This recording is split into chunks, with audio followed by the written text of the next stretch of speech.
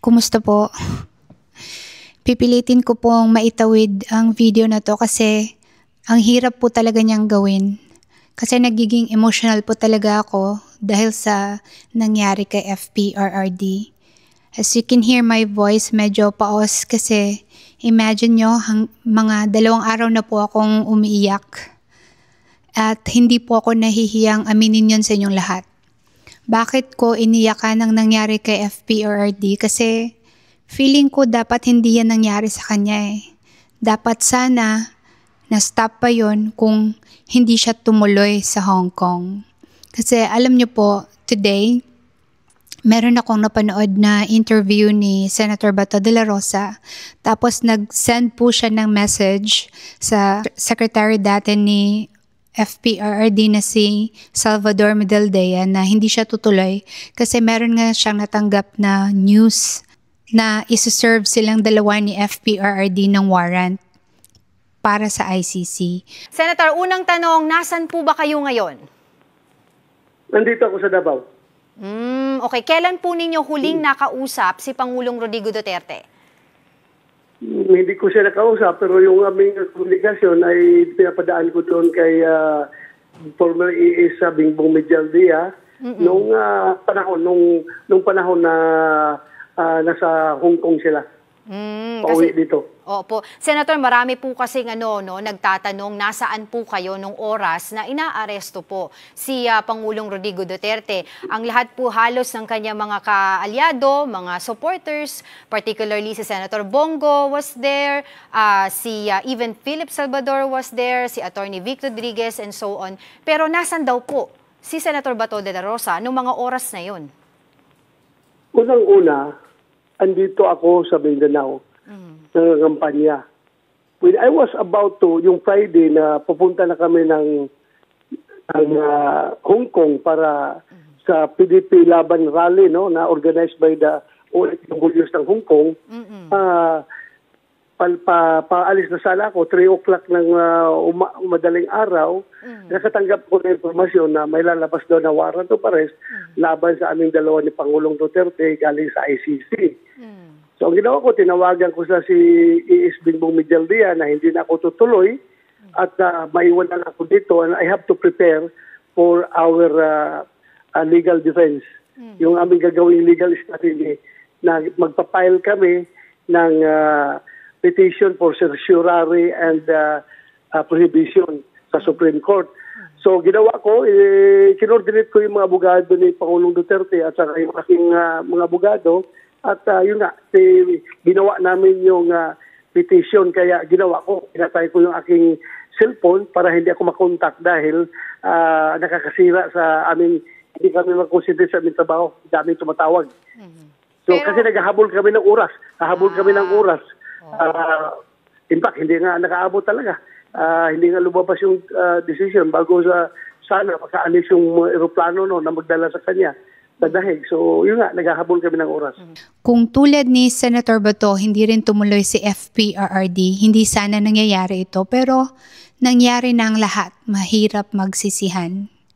Pero hindi ko rin mapigilan ng sarili kong mapaisip kung meron bang Trojan horse na kasama sa circle ni FPRRD or yung mga taong nasa paligid-ligid lang na nagpapanggap na pro-Duterte pero hindi pala. Kasi imagine mo, sa isang napakalaking event sa Hong Kong, dapat talagang may pagpaplano yan. Imagine nyo ang daming tao na pumunta pero ngayon nawala na si FPRRD sa Pilipinas. Paano pa natin siya maipagtatanggol? Kaya hindi ko rin mapigilan yung sarili ko na magtampo sa mga taong nasa paligid ni FPRRD kasi pwede naman nilang pagsabihan na huwag tumuloy tulad ng ginawa ni Senator Bato de la Rosa. Mahirap magsalita para sa lahat.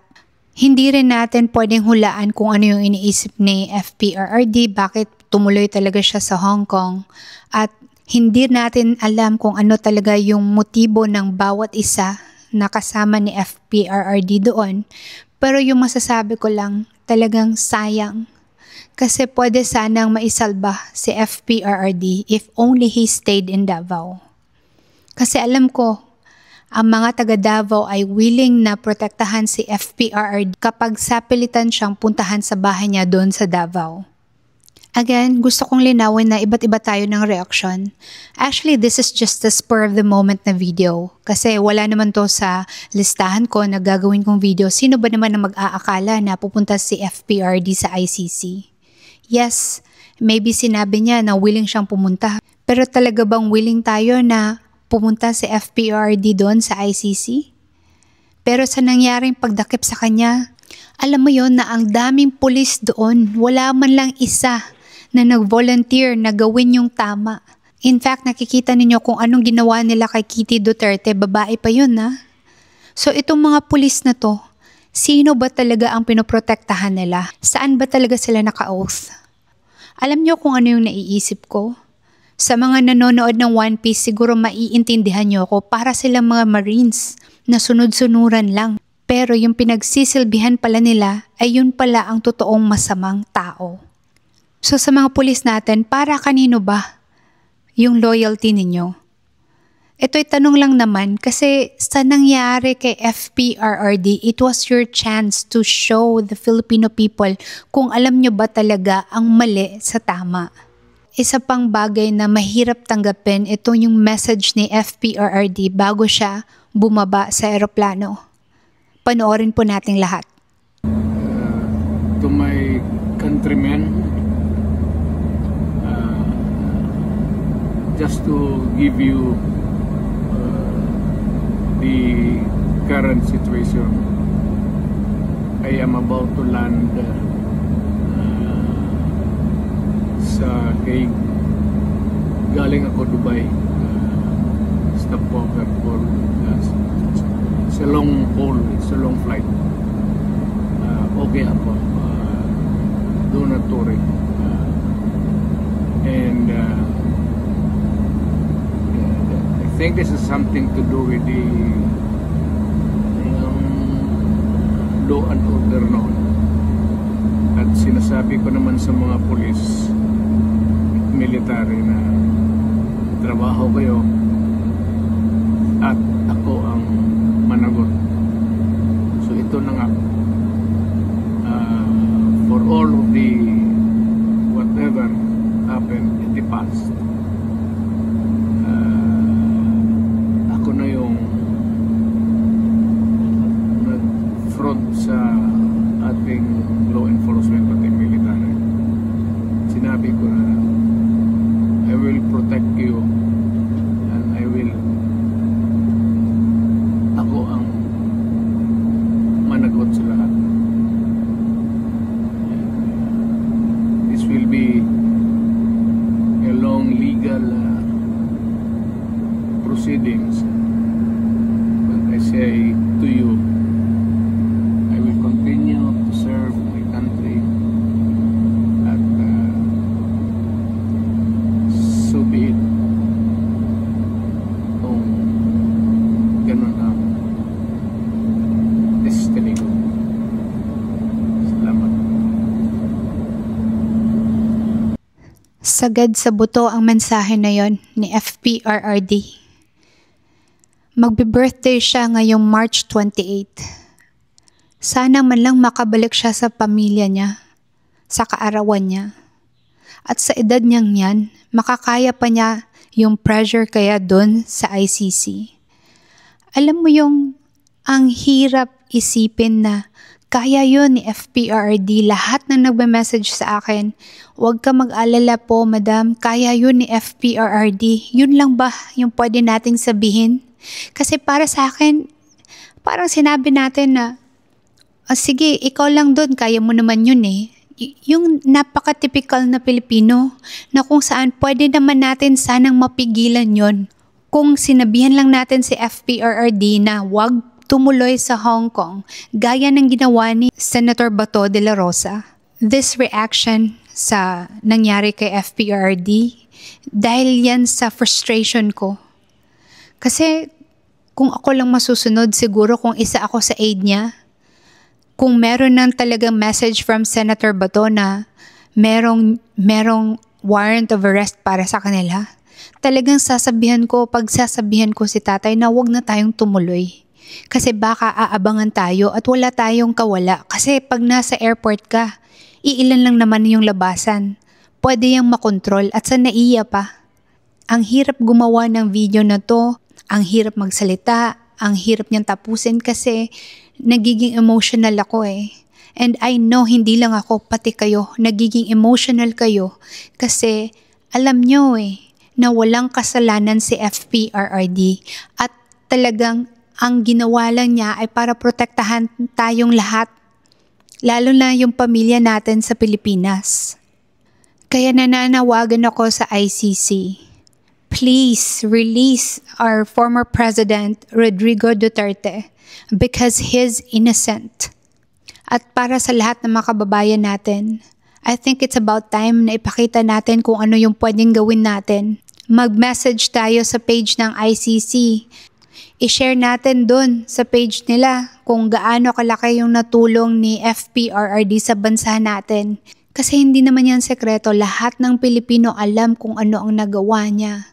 At pati na sa ibang bansa. In fact, isa siya sa napaka-famous na presidente sa buong mundo.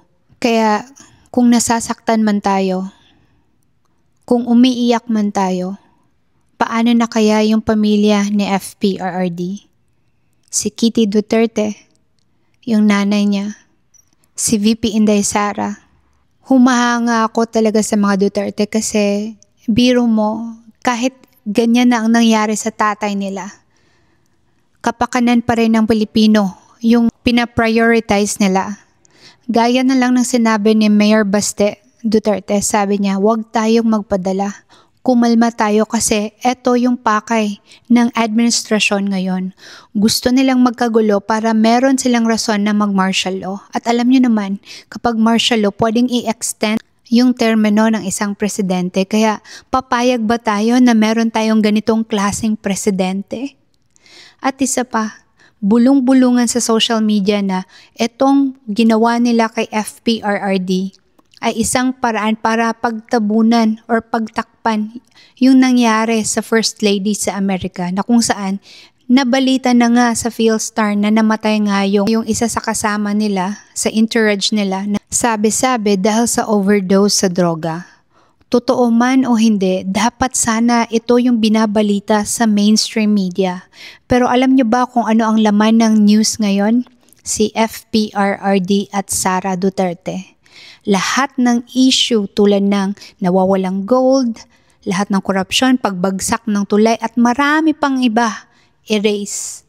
Hindi na yon naiisip ng mga Pilipino kasi tulad ko, malungkot tayong lahat, umiiyak tayo at nag-focus tayo kay FPRRD. We are being manipulated. Successful ang mga Marcos sa pagmaninipula sa ating lahat. Sila ang humahawak sa mga pangyayari sa Pilipinas. So we have to break free. Gaya nga ng sinasabi, you have to learn to manipulate if you don't want to be manipulated. Meron pa tayong isang problema ngayon. Hindi natin alam kung okay na ba yung mga inimprentang mga ballots para sa eleksyon natin. Sana tama yung mga pangalan doon. At sana sa lahat ng Pilipino, kilala po ninyo ang inyong iboboto. Huwag nyo lang po tingnan ang number.